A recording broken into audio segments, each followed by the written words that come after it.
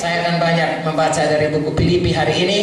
Saudaraku, pertama Filipi itu buku sukacita. Kedua, Filipi itu ditulis dari penjara.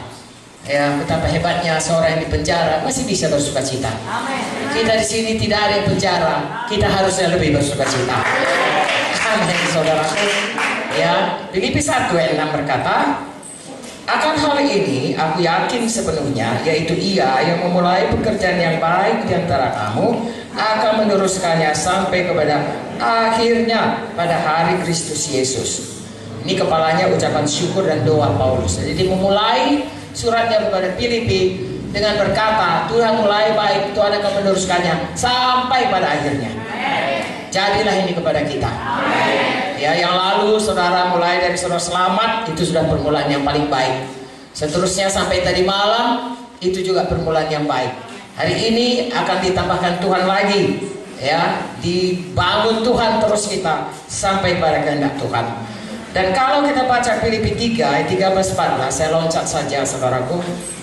Filipi 2 mengenai Tuhan Yesus. Oke, Filipi 3 13-14 berkata, apa yang harus kita lakukan? Sudah kita saudaraku sungguh-sungguh menyadari Tuhan sudah mulai yang baik. Apakah yang kita lakukan seterusnya? Apakah kita kemudian tidak berbuat sesuatu? Kita terus maju. Ayat 13, saudara-saudara, aku sendiri tidak menganggap bahwa aku telah menangkapnya. Tapi ini yang kulakukan, aku melupakan apa yang telah di belakangku dan mengarahkan diri kepada apa yang ada di hadapanku dan berlari-lari kepada tujuan untuk memperoleh hadiah, yaitu panggilan surgawi dari Allah dalam Kristus Yesus. Amin. Jadi Paulus dari mulai mengatakan, aku bersyukur sudah permulaan baik. Lalu dia sambung kepada mari berlari-lari pada tujuan Tuhan. Kalau saudara baca buku Timotius, 2 Timotius, akhirnya dia berkata, aku sudah sampai pada akhir perjalananku. Jadi semuanya kita seharusnya mengikuti teladan ini. Alkitab ini ditulis supaya kita mengikuti teladan yang baik dan membuang atau tidak melakukan apa yang dilarang. Hari ini kita belajar saudaraku menatap ke depan masa depan kita, sebab yang di belakang itu tidak akan kembali. Hari ini tanggal 3 Juli, kapanpun gak akan pernah kembali. Bulan Juni, bulan April akan tetap maju.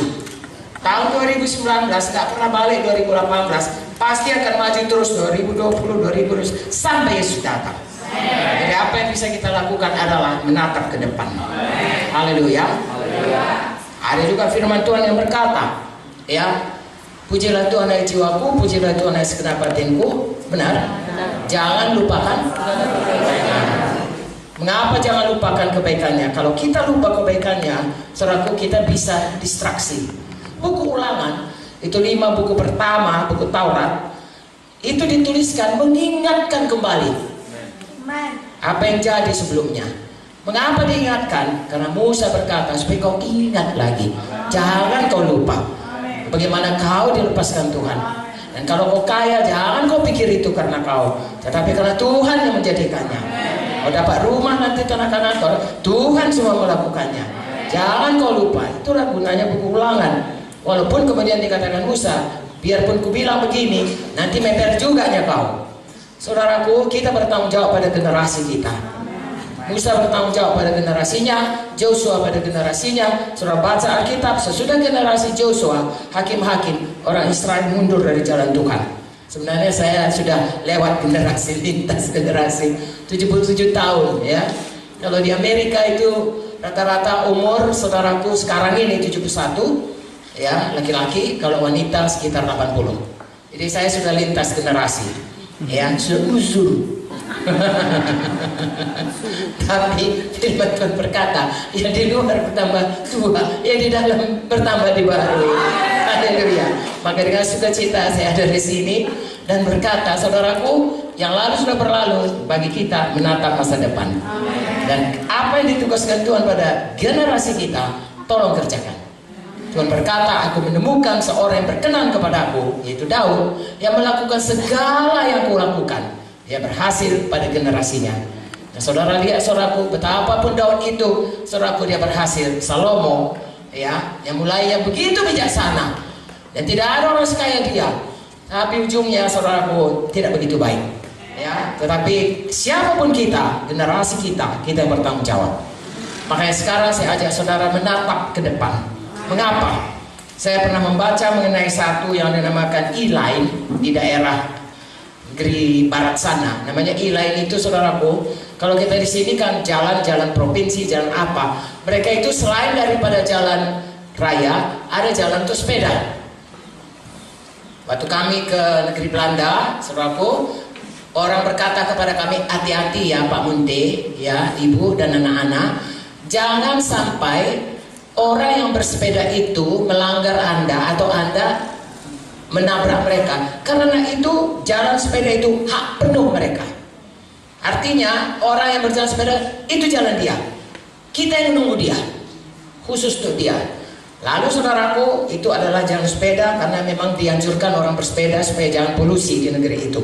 Tetapi selain itu mereka punya yang dikatakan tidak selalu ada, kadang-kadang diadakan, namanya E-Line. Itu kita tahu semuanya, IKTP dan lain sebagainya ya. Artinya itu digunakan untuk orang yang suka pakai gadget.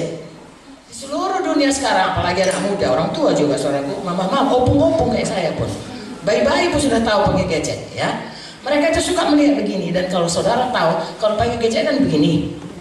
Nggak ada orang pakai gadget gini ya.